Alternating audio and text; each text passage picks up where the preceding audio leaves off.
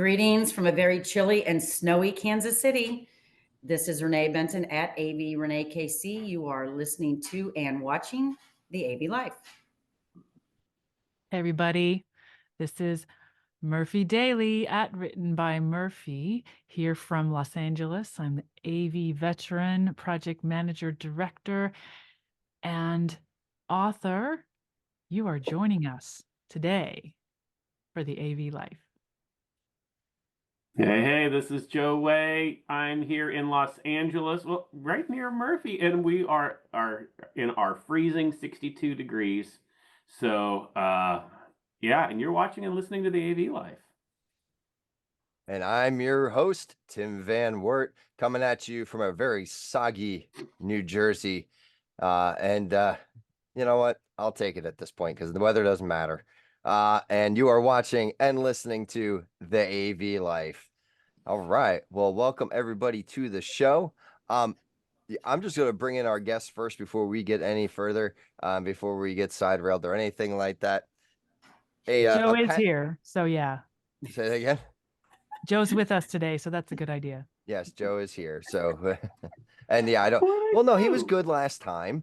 So that's why he's still a crew member. Yeah, I didn't let it go, so, yeah. So who actually happens to be here in New Jersey with me today, Mr. Rich Ventura. How you doing, Rich? I'm doing great. Yourself? Oh, just peachy keen. Trying to stay dry with the storm outside, right? Exactly. Yeah. As I said to Rich before we started recording, I'm like, I got like one spot in my basement where I know that the water likes to come in. So I'm looking at it currently from my desk, like just watching it, like, don't dare. And I was like, but I think I'll be fine. It's one of those, like, if we get like a real big amount of rain, which we might, it might be a problem, but I'll handle it. No big deal. So Rich, because you are an AV veteran, definitely. Like, you've been in our industry. People very much know of you, but just in the off chance that somebody doesn't, please introduce yourself to our listening audience. So Rich Ventura, the vice president for Sony. For the pro group, I work for Renee. She's my boss, tells me what to do and helps push me along to make sure I'm supporting her.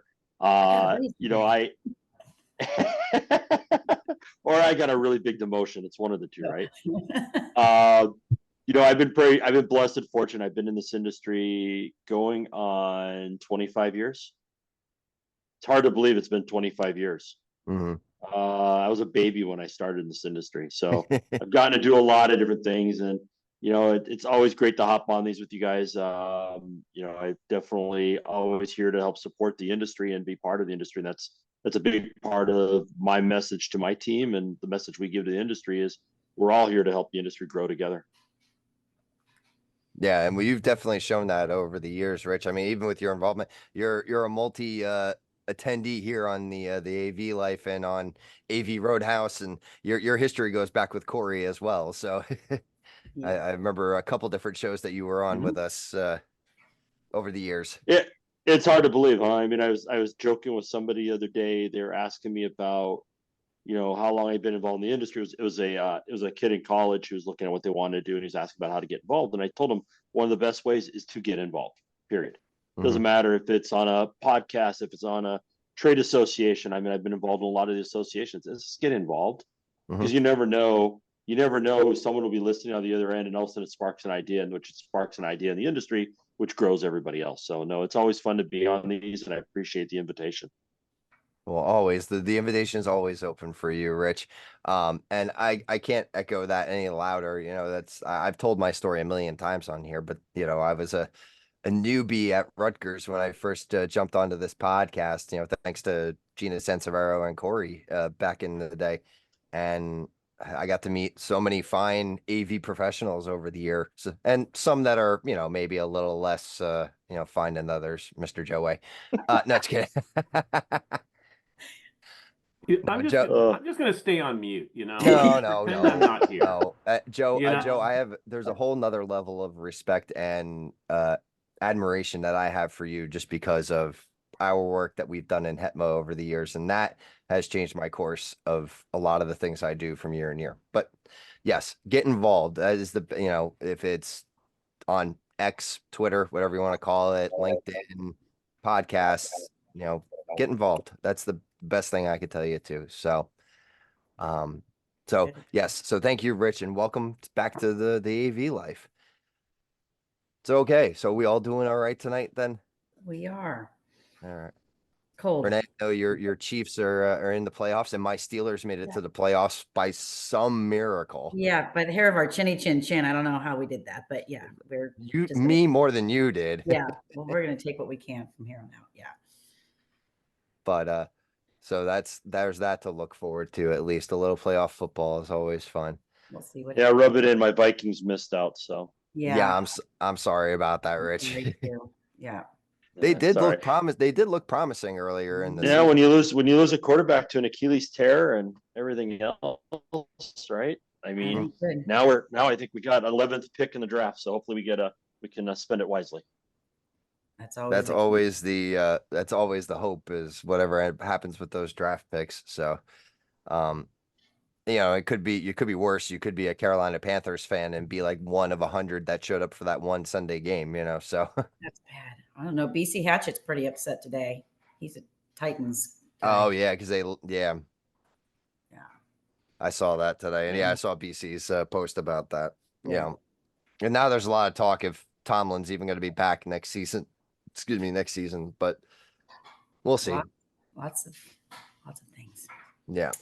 So, Murphy. Oh, I'm sorry. You just took a sip of your drink. What do you got for us for a PM minute? Nope.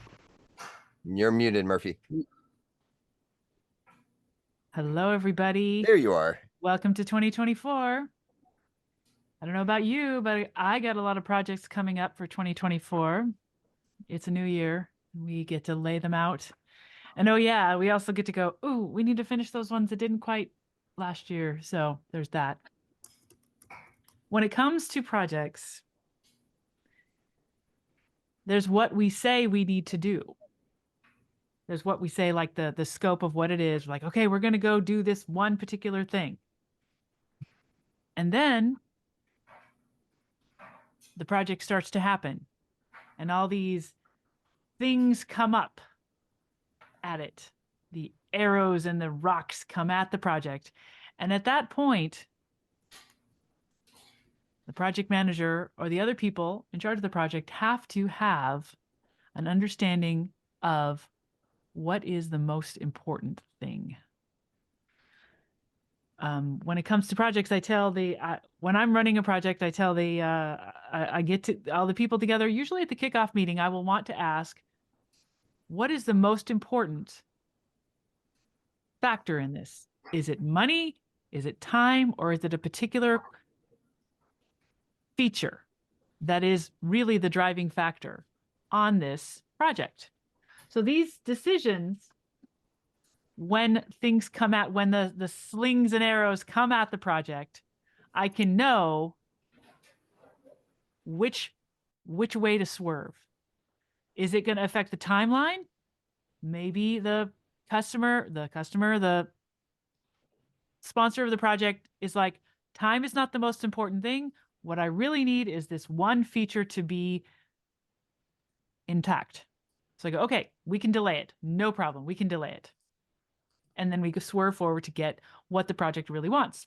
Or maybe there's a really hard deadline. It has to be ready for this event, cannot be late. In fact, it needs to be ready even prior to the event. So that's the driving factor. Money is no object. Get that time. And then sometimes money is the most important thing. It can take forever, but it can't cost more than $2,000. So those are the things when it comes to the project, to know what is the true decision-making driving factor for a project. That's a good point. Yeah, I 100% agree with that, Murphy. For those who were listening through December, I just went through my my virtual CTS training through Avixa, and that was part of the like the basics of project management, because they don't give you a big thing about it because they're not trying to be like a PMP program or anything like that, but they want you to have a basic understanding, and that was part of it. So yeah, you 100% nailed it right there, Murphy. And Yeah.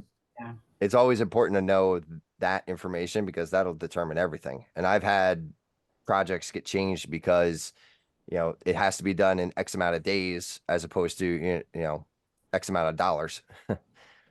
Yeah. It's always interesting to have those conversations, especially when like the dollar figure is what matters. And it's like, okay, but if you go with this guy, you're going to be replacing that unit every so often because it's not commercial based or something like that. If you spend just a little bit more, I know it's above the scope a little bit, but it will last you. It's always such a hard conversation, but necessary. And you know what? It can also change. It can change. Mhm. You can be like, it has to be done by this date, and the date changed, or it has to be this dollar, and they change, and it has to be the feature. So paying attention to that and bringing it up, saying, because we decided at this date that it had to meet, it could not exceed this dollar figure, la la la la la, and then the project team, the sponsor might say, yeah, no, it's okay. We're going to do something different. If we understand what that was, the decision that was made, bring it up again, it's really clear that then the sponsor or the rest of the team can say, no, we've changed our mind now. And we go, oh, okay, pivot, no problem. We're going to do this. Communication, communication, communication. Mhm. Constant documentation. updates. I Good one, have a Murphy. lovely husband who brought me a I piece of know, I saw that come in. I was like, Yeah, I was gonna say, the food just kind of slid in there. I saw that. I'm like, oh, honey, where's my plate? No. I want pizza now. I know. It's not fair. Well, Actually, pizza has sounds good right now. Rich has accessibility to the best pizza in the US right now, because he's I don't know this about area. that. I don't know about that. I don't know about Ah. See, I long as don't know about that one. I don't know. I lived in Chicago for 7 years. Oh, Never really got into deep dish. I'm a thin crust pizza, so it's tough. Well, see, that's why that's why Jersey. Oh, well, we got that kind of like doughy crust a little bit. Yeah. There's, I don't know, Chicago style thin crust was always my favorite. Okay. please Get the squares. The square. note the lack of pineapple. Yeah. This is for you, Chris. right. No pineapple. No. I don't know about that. I like pineapple on my pizza. Oh, You know what I do? know. You know what I do miss though? You know what I miss though is ISC being in Amsterdam. There was a place. So I have celiac, so I'm gluten free, and there's a pizza place in Amsterdam I would go to every time I went to town. Banana pizza. Not even kidding you. It would be it'd be cheese and sauce, but they use bananas as a starch on it, and it was phenomenal. Interesting. Renee, I thought the same thing. I'm thinking everybody's just doing it because they're all smoking pot in Amsterdam and having a good time. No, it actually is really good. I was shocked. I was shocked. I will say that actually sounds miserable. I'm not, I'm trying to justify it in my head. It sounds miserable. It's probably great though. How It is. was the crust soggy? No. Okay. And That the was bananas a lot of aren't. effort. It's not much, and it's not mushy banana either. It's more almost like a plantain in a way. So it's a little bit. It's almost like a potato in a way. I'm kidding you. I'm not kidding you. I thought it was gonna be the worst thing in the world. I got to try it once because I always eat something. I'm always open to try food wherever I travel, and I'm like, this actually is pretty good. I'm not saying I wouldn't try it, but yeah, and when you said banana on pizza or banana pizza, I was like, oh well, yeah, we have a dessert pie here in Nutley that I like to go with. It's regular shell with Nutella and strawberries and bananas on top. Not like that. No. This is cheese and sauce. It's surprising. I think part of it is too how much I go to Japan and I try so many unique and crazy things in Japan that I'm always willing to try something different. yeah, I'd be in trouble over there. I would be. I don't know, Renee. I think we'd find something for you to eat. Yeah, burgers, pizza. If I went to Japan, I'd just have to be careful of the puffer fish. That's actually not. I've had it a couple different times. It's good. I mean, Oh, I'm sure it's delicious. I don't have a problem with it being delicious. I have a problem with it being poisonous. well, you just got to go to the right places for it. Sure. Okay. Eh, You can't Here's go what I wrong got to do. with I got to make anything. sure that somebody else tastes it first. there you go. You can't go wrong with anything in Japan. The food is amazing. It is. It is. I've eaten a lot of things over there over the years, so it's pretty amazing. I'm currently ordering pizza though, so appreciate this. Grubhub. I've got Grub husband. Grub husband. Grub husband. I know. Yeah, I No, did I that. I want already did. wings I with had it. I had wings tonight. Felt like a little switching it up a little tonight. We haven't ordered wings in a while, so there's the good place here in town that and they have. It's funny because they have one of those punny wing joint plate names, and it's called Gone with the Wing. So, Oh. yeah, Ba-da-bum. yeah, exactly. So that's part Yeah, of it. I think I'll have Jersey pizza for lunch tomorrow. I think that's There the you plan go. tomorrow. I'm sure. Like Are you I'm guys sure there's. talking bold predictions at the office tomorrow, or you're talking how 23 was? I think we were talking about Renee's quota attainment. And how was that last quarter? I hope I don't know. You'd have to tell me. very good. Good job, Renee. Good Pat job. on Now let's hope the Chiefs win and the Chiefs come through for me in the last quarter. Well, I already failed Yeah, on my.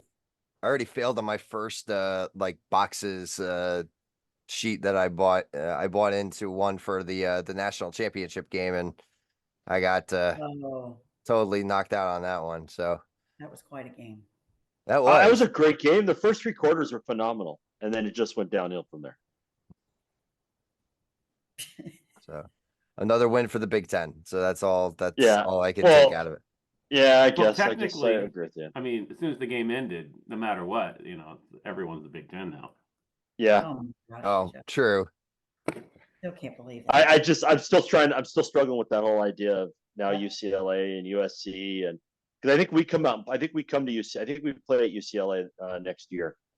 So it's just going to be weird. Yeah. Yeah, it's become such a big conference now. It's like it's very big Big Ten. Very big. Well, we'll see if we get it's rumors that we'll get a couple more teams still. Oh, I'm sure. I'm sure. I feel a couple Florida schools. I feel a couple Florida schools are and maybe a school in the Carolinas. Oh my. That would be great. Change. Well, Uh, we shall see. Is that your So- bold prediction for the year? I was gonna say this is a good Good segue. good segue into the predictions. So well, let me intro this because we do this every year. I love this episode, because there have been times where we've been right. There have been times where maybe we're not so right. Maybe some of the predictions are a couple of years off, but I still stand by that I was kind of right for normality after COVID, but I'm just not gonna toot my own horn there. But so yeah, so we all come together. We look into our crystal balls or whatever it might be, and it's like let's see what it is. What do we think is going to happen in 2024 that would have never happened in 23, or what's the bold prediction of that's going to happen? There you go, Rich. Take it. It'll go to me, huh? If I could give you a full blown, I Japan would love me even more than they already love me today. I think what I will say is, and if you look at some of even just the press releases that have happened in the last 48 hours, right, with a lot of the new tech being showcased in Vegas this week, right? Notice how much focus has been around the connected car even at a different level than we've ever thought before, right? Mhm. You look at with the rumors and the conversations going on with Apple CarPlay and that it's going to take over all the screens on a car and all this stuff. And now we're hearing, I think Teams has now got a fully certified Android, Google CarPlay type of application, things like that, right? So I think this connected car is actually going to go to a level that we've all been wanting to talk about, right? You would look at but Teams is going to drive the car? that would be scary, wouldn't it? Yeah. Did I mishear that? Okay. No, it's just that we'll be able to see Teams and actually be able to engage more in our car. But Apple CarPlay is going to control our cars more. Okay. But Okay. I think This is what we need. Okay, because Joe is here. You know how when you're in Teams you can put like a goofy background? Renee, you've done that before, like it's your birthday, you put balloons behind you, whatever. We need to have Teams put like the car avatar of like the most fanciest car that you want to have and like give the impression that you're really balling with your car. It's almost like Mario Kart or something like that. I'm envisioning. Yeah. Well, Oh, Joe so you already already does the know Rainbow that. Road thing with Right. his Tesla, so I already do Right. self-drive, yeah. But I totally agree with Rich. I think that, our biggest move, and I don't know to say that it's resi, but I think it's personalization, right? Mhm. It's bringing AV into, consumer possession, right? And I think that's going to means your phone, your car, your more environmental, not to, I'll do it. I've got it. Since I can drink, I'll say the word AI. So I drink to, I said AI. Never say the word AI. But what it does, if you think about it, like let's say you were a display manufacturer, right? Hypothetically, For example. right? For example. One of the difficult things about displays or even like take LED walls or content or digital signage is the non-standard resolutions, right? Because content is so hard to keep up with, right? So therefore you look at things like the sphere or whatever, these awkward resolutions. Well, now with AI, you can just say, create me XYZ, right? And put it in this resolution. And I think that that's where we're going to really start seeing a move to a lot of, a lot of that kind of environmental, the more non-standard, because it doesn't become more difficult anymore. Okay, Yeah, so and I think mhm. go ahead. I was just going to say the other thing maybe to tie into that a little bit is we've always been talking about in the digital signage space about the nirvana is how do we get that one-to-one relationship for advertising, right? Now imagine, I hate to say this, our cars are going to become billboards inside of them. That is another frontier, right? You're going to start seeing advertising now tying into people's cars inside the car themselves. And we've been talking about wanting to do this for 5 or 6 years. And we started with the taxi cabs and having the tablets in the back seats and stuff like that. I wouldn't be surprised if people are, I hate to say this is ways that we're going to be able to afford a lot of the technology that goes into these cars. Advertising is going to play into it. Absolutely. Well, if you think about, it's already happening in your, on your radio. So now we have digital radio. Yeah. I see ads scrolling instead of the names of the songs. Yep. Now. Yeah. Right. I mean, and I don't blame a radio station for doing it either. Right. So absolutely. And I think too, who was it? Porsche or somebody had the outside of the car color. You just get an app and you can change the color of the car off your app. Yep. And I'm like, that's crazy, right? I think I want to drive a blue car today, As I say, I remember seeing that. You're right. Yeah, I remember seeing that technology like a couple of years ago at like one of the auto shows. I remember they were like, oh, it's just, yeah. I mean, clearly a couple of years ago it was like a whole big thing because of how much it was and everything. And I remember seeing it at CES last year, and they were saying, oh no, this will be coming out in car. Like it wasn't even futuristic. It was like, no, literally this will be in your cars coming up. Well, I mean, in Sony, I mean, they had the car in the booth last year. I mean, we're all, CES is going on right now and none of us are there, but there are those things that, all that to say, I agree. Yeah. Well, if you saw the press conference from Yoshida-san, he drove the Sony car out onto the stage with a Sony game controller. With one of Oh our my PlayStation controllers. Wait, didn't they do drove that the with a car- submarine to bad effect? Well, I'm they not did sure. it with better success in Men in Black. Let's just Okay. put it this. Okay. Yeah. But he drove the car out onto the stage with the Sony controller. And you know, and you know, I mean, it's amazing how much AV and everything's blending in together. I mean, PlayStation 5 going into a Sony car, all the, you know, being able to take your Office with you truly into your car, and you start adding the autonomous nature of these self-driving cars. I mean, I hate to say it, now we're gonna be even hard. We're gonna be working even more because we're gonna have that ability while your car's driving you to the office or to the airport or home. Yeah. Oh, and definitely when we're talking about out of home, I'm also seeing it like I feel like we're getting closer and closer. And I know we've referenced this movie before, but Minority Report again. I think if I remember correctly, like the advertisements change for him as he walks through I think it was that Minority Report where he, you know, as Tom Cruise is walking through, the advertisements change specifically for him as he goes Yep. through. So, you know, I I don't know what it was about that movie specifically, but there have been more predictions off of that movie that have become more reality. Especially also with like the AR type stuff that he's doing. And I think we're going to see more of that as well. My prediction is that there's going to be more AR in the next iteration. Using mobile devices to have that interaction. We're already seeing it more now with you know, we're getting things like oh, we were talking football. And this really isn't AR, but this is also an augmented cartoon kind of thing. When Disney did the football game in Pixar style, they were doing that in real time with what's actually happening on the field and transmitting it from the UK back to America. You know what? My son loved watching that game. You know, I loved watching that game.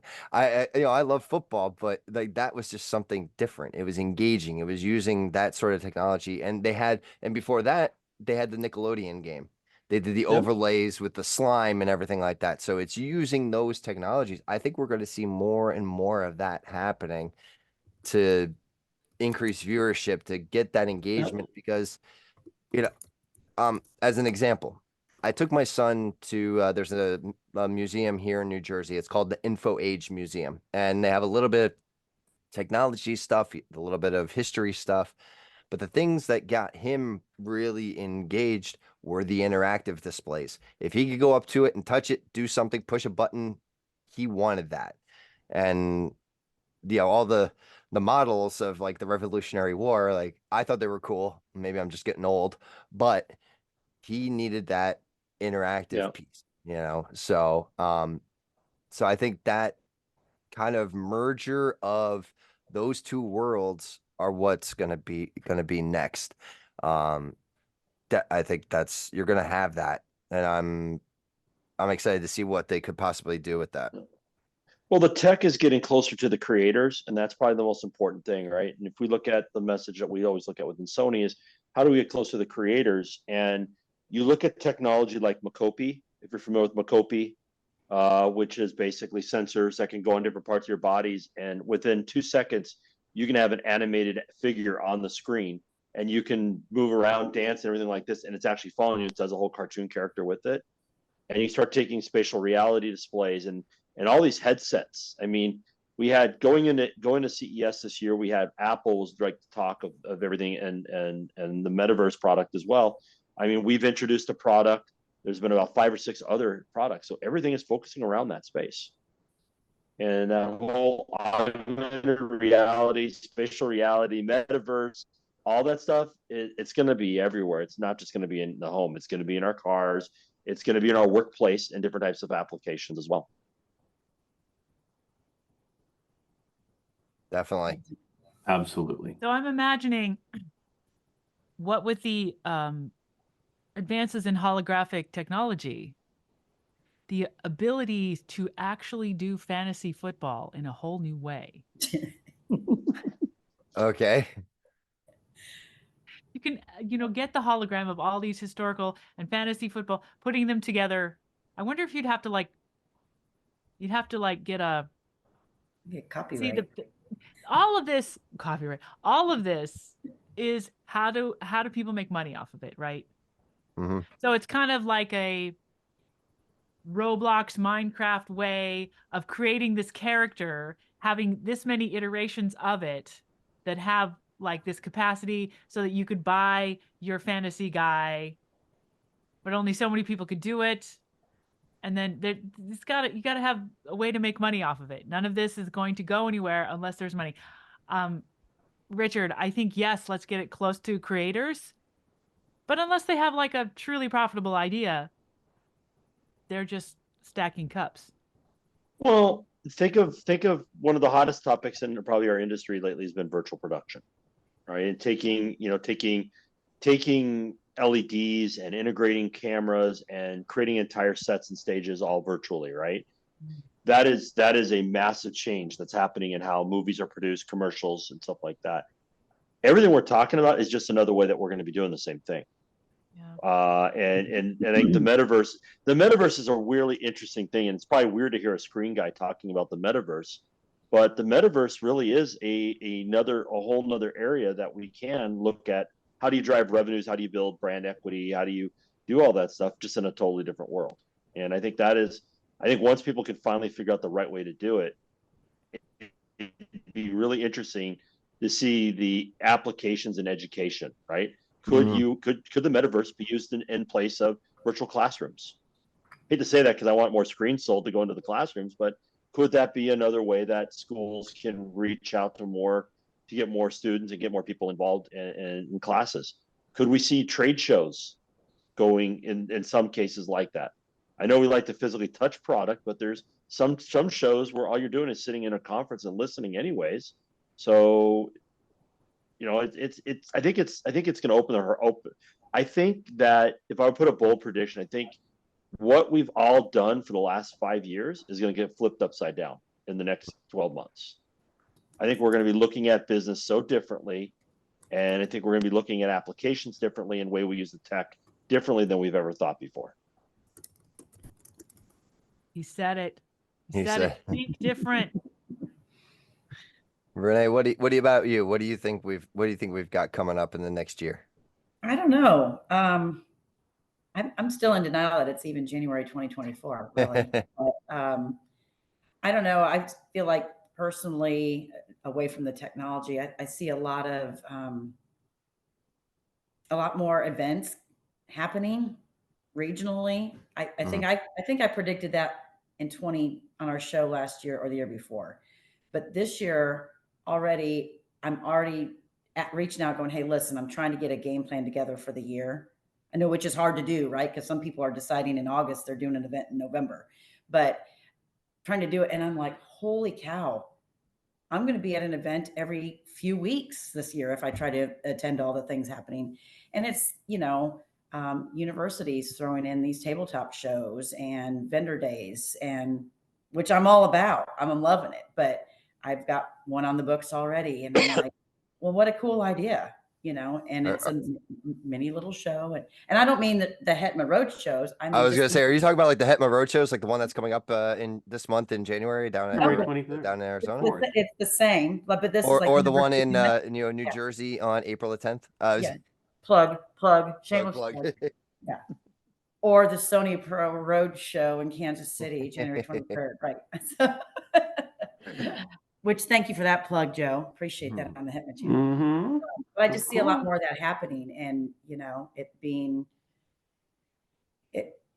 which is good, because then you get a lot more people in one space, right? Instead of going in and doing your typical meeting where you're hitting 3 or 4 or 5 people, it's like you're getting the whole crowd to come in, and so that'll make things interesting this year too. Is what my bold prediction. I should put a number out there. How many events like that am I going to do this year? Say 25. Yeah, I think I definitely agree. There's been recently I think in the last year or two, it's weird. I think having gone through COVID where we couldn't see each other, the importance of local road shows or vendor shows, meetups, all those has become more important, right? Because they existed before COVID, right? We had the E4s and all those things, right? But I didn't seem like they were intentional. Now there's a lot more intentionality, but to have something that is one day or one day and a night before and with a happy hour, like, and very focused. And you're seeing it. I mean, manufacturers like y'all, but a lot of them are saying, hey, how can we bring this out to our people and do something that's special?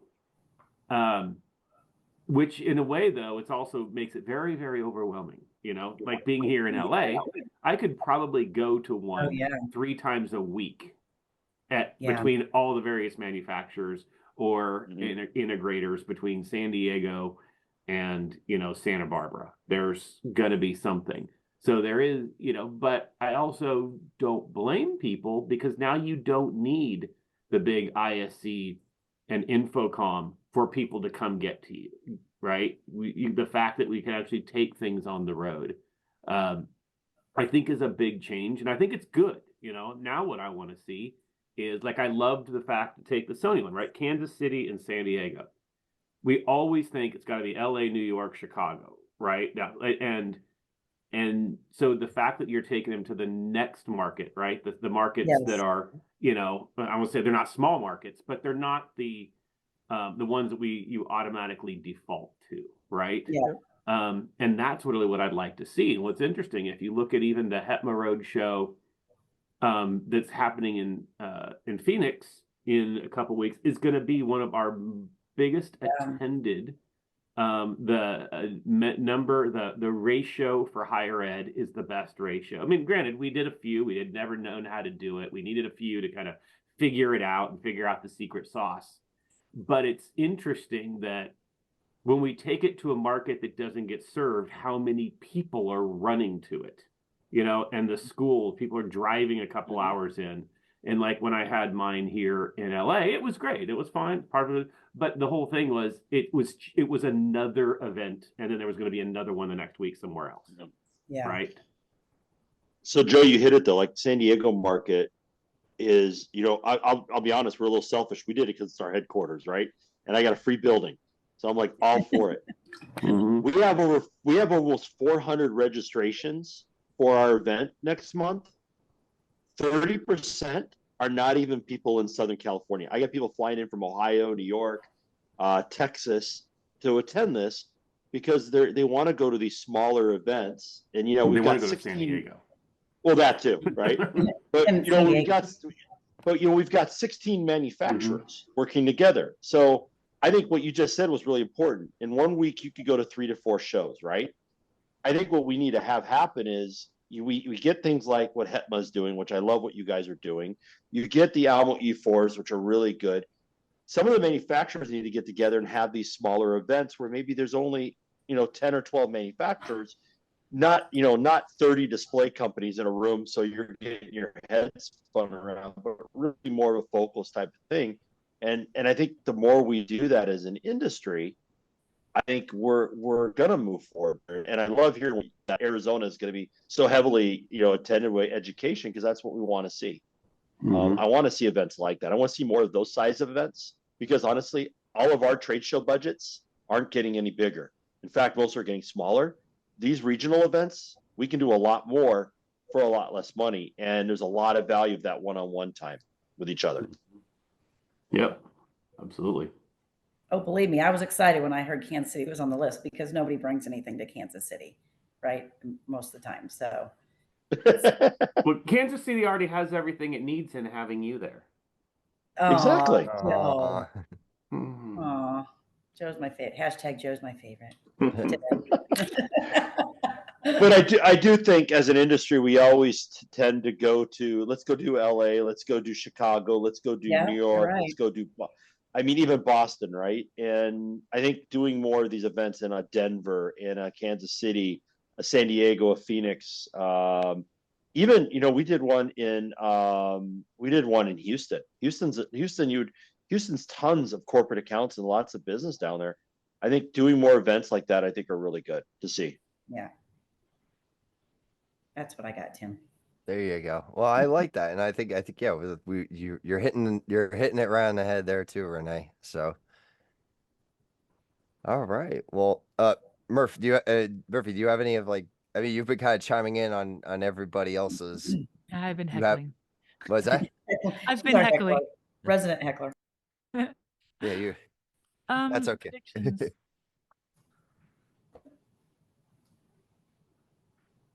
Uh-oh. My phone. Well, I think there's been a lot of crazy.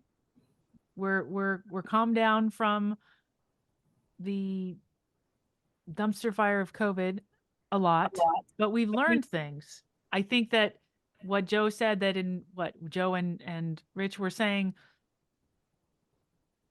in 5 years, everything's going to be changed again.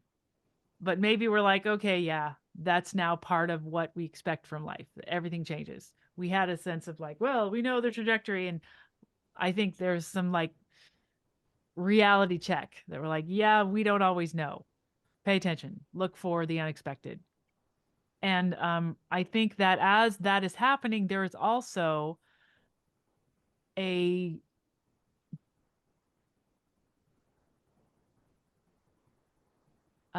deep sense of what is the authentic choice. People in general made the choice like, hey, do I need to live where I'm living? What choices am I making? That's really basic. Like we say, we have to be here. We have to be in this location. We have to do this thing because that is what is done. And our choices seemed very like part of a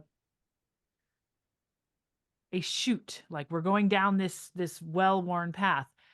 However, people are beginning to think, individuals and businesses are thinking, what really are we needing to do? What's really the right choice here? Like we don't have to only go to the usual places. We don't only have to go to LA and New York and Chicago. No, wait, what else is there? What else is in this world that we're living in? What are the possibilities? So I think this year we've gotten over the crisis. We're looking at what is it that we really want, and that's a big deal. Absolutely. I like that. Yeah. I like Yeah. that you've taken it more of the ethereal, mental, like social route, because that's because that's a big part of it too, like that we are Mm. that normality that we talked about for so long, and or if even normality is the word. I always use that word, but I don't know if it's actually the word, or normacy,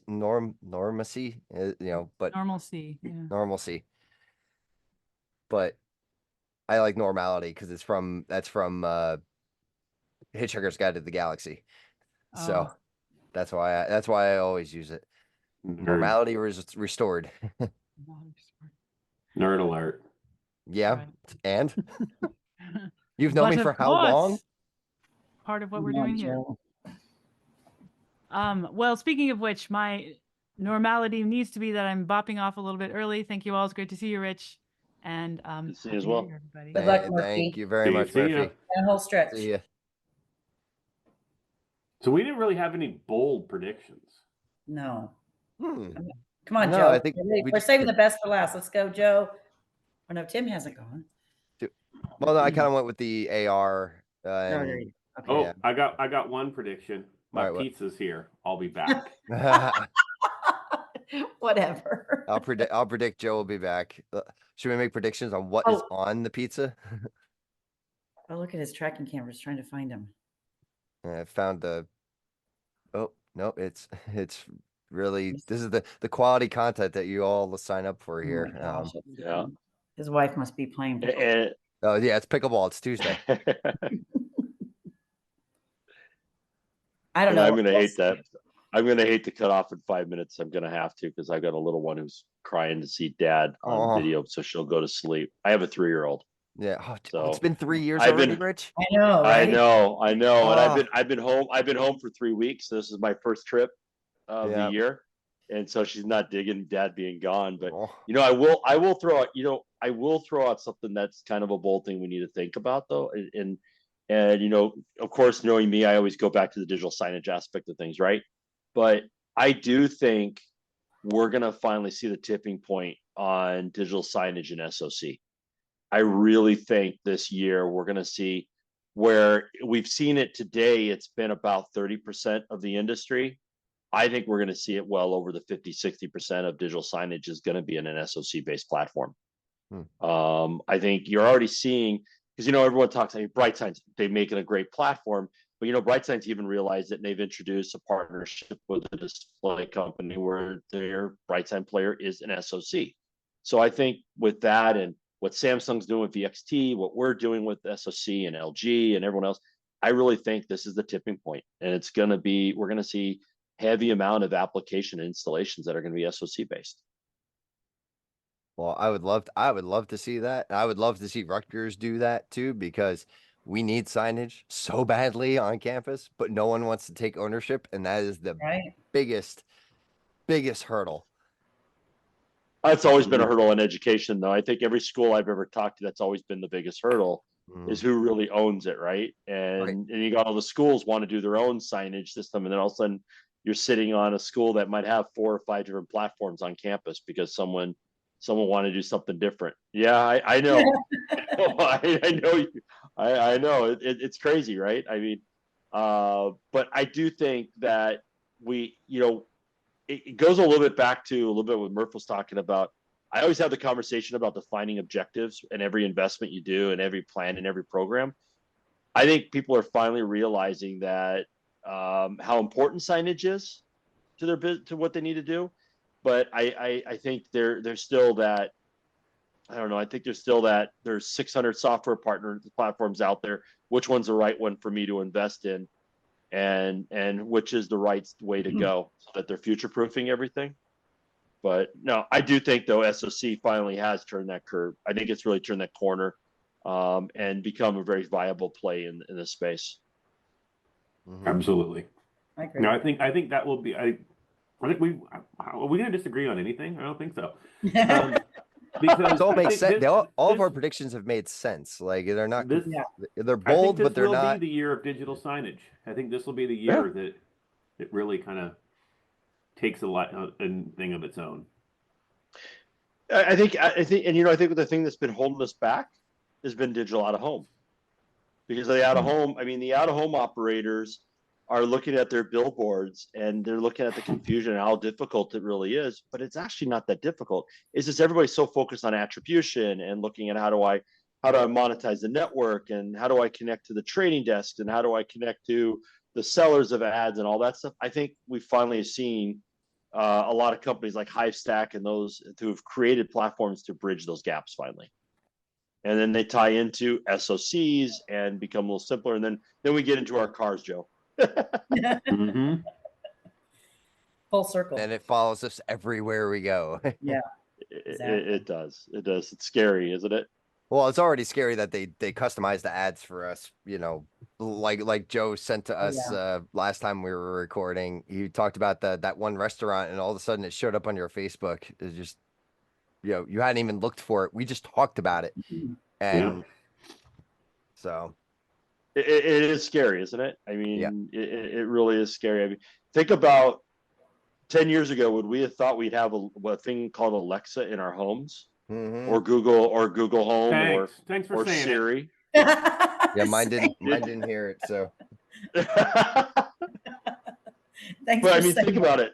Yeah, I mean, think about it. We didn't think we'd have that kind of stuff in our house, and now your kids go and have conversations with these devices.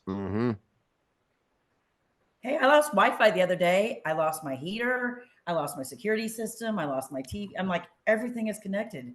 Right. So like when Wi-Fi went down, it was like, oh my gosh, I lost my whole world. The lights are going out. It's like, oh my gosh, we're so codependent on the technology. We are. Well, like I said, I do hate to cut off. I appreciate the invitation. I gotta go read a bedtime story to a 3-year-old so she'll go to sleep for mom. Well, always a pleasure having you on, Rich. Thank you for imparting your wisdom to us all, as always. So thank you, sir, for joining us. Jordan, hi. Thanks for the invite. Joe, see you in Barcelona. See you on the other side. Take care. Bye. Yeah, I always forget he's got a 3-year-old. Yeah. I can't believe it's been 3 years. Like that, just like. Yeah, we've got grandkids. It's that are I around. know. Gosh. He's too Joe. successful, too young. Not fair. Well, maybe All right. nothing too major bold, but I don't know. I'm just glad we don't record that you put us up against what we said last year. Like I listened to AV Super Friends and they were like, well, this is what you said last year. Oh, So you only got 30% of your predictions that's right. next. That's like next level type stuff. I Yeah, gotta. that's like, It oh, takes gosh. too Maybe much effort.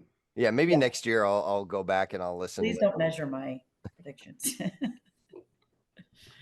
Yeah. So How's the pizza, Joe? Great. Great. I'll have to maybe Meat maybe lovers. tomorrow. Stack it all on. There you go. Best Maybe pizza. tomorrow. Maybe tomorrow will be pizza day.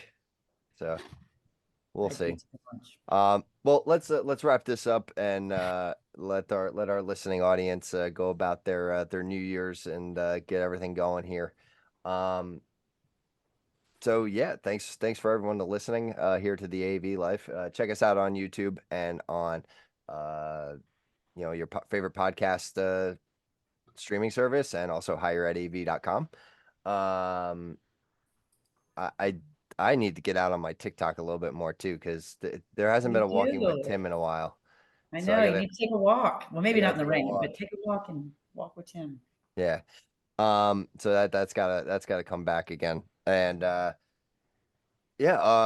look to hetma.org for all your information, for all the road shows, for the Prism Scholarship, for the Aurora Scholarship, and for all those fun things that we have going on. And for all your AV content needs, go to higheredav.com. And as I always say, until our next adventure.